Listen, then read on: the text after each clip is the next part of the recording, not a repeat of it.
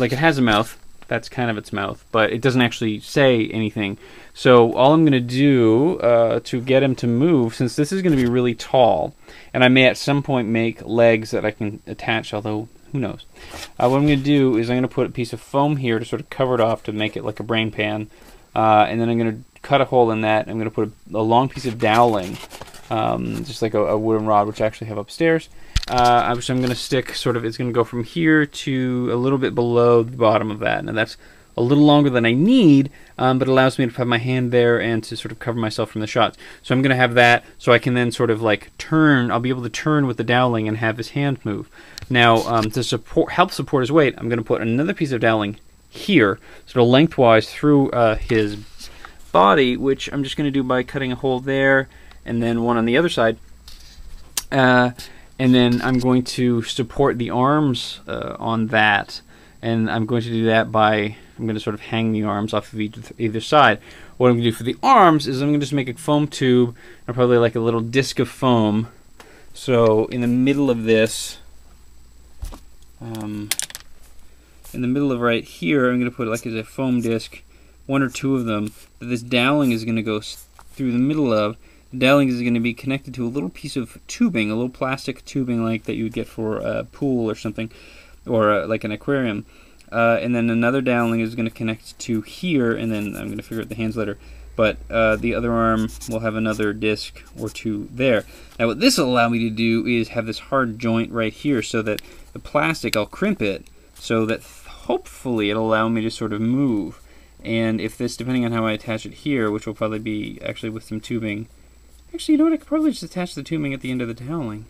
And I'll probably have to glue it. And then that way, and I'll have to make the shoulders actually a hard part of it. Like the shoulders, I think on the actual Cylon in the show could move, but mine won't. So I'm just going to make a little thing that will go there. And then basically the doweling come out, little plastic, that's sort of his shoulder, down to the elbow, down then to the hand. And that'll allow me to, when I'm moving the hand, it's sort of basically mimicking this by creating these joints, but with hard materials. That's just because of the way I'm doing it. So yes, because at one point if I was doing the legs, and I would do the same thing. If I do the legs, I'll do the same thing with the legs, except that right here I'll put a little piece of foam in the front, and sort of actually make a kneecap so he can't bend his legs the wrong way. But anyway, so that's how he's going to be moved. And so the fact that the dowelings come through the center, which will allow me to basically be below shot and not have to stretch.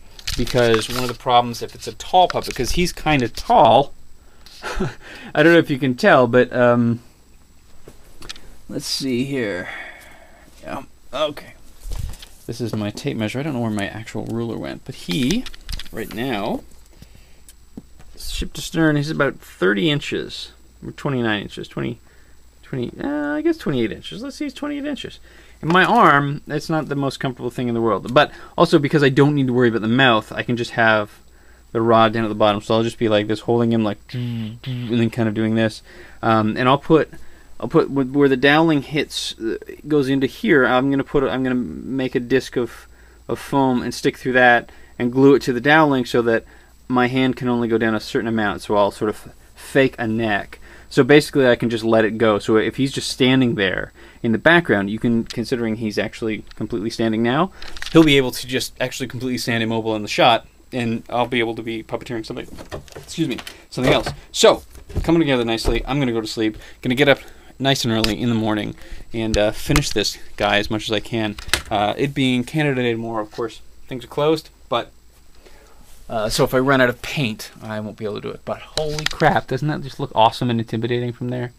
Like, that's what I'm doing. As I'm building this, I keep putting pieces of foam on him and to myself just going, which, if you're a BSG fan, it's from the show, that kind of drum. Oh, yeah, the one thing, the eyes. I'm not sure about the eyes yet. I may cut the eyes away. This is one of the thoughts I'd had. And it's probably going to get cut off when the camera dies, or the battery dies.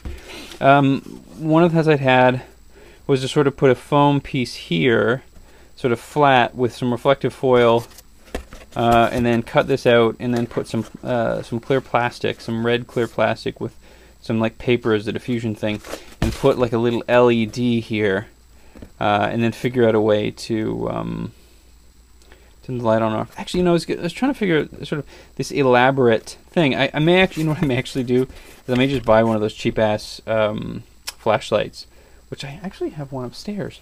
So I could probably repurpose that. Oh, that'd be sweet.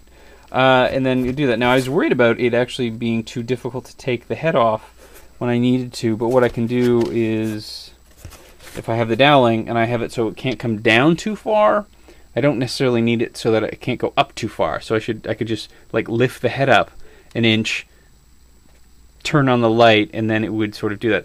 It would be on. Now it won't. It wouldn't be so cool as to do the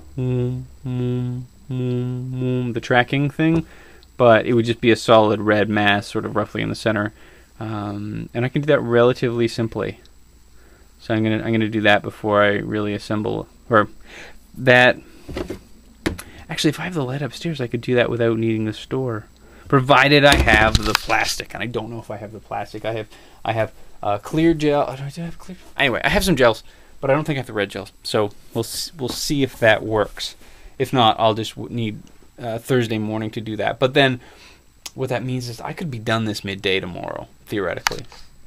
Wow, the battery's still going. Anyway, the manipulation, I'm rambling, but it's going much faster than I thought it would, which is awesome, because I'm basically just sculpting it, and the actual puppeteering aspect of it is pretty simple. By your command.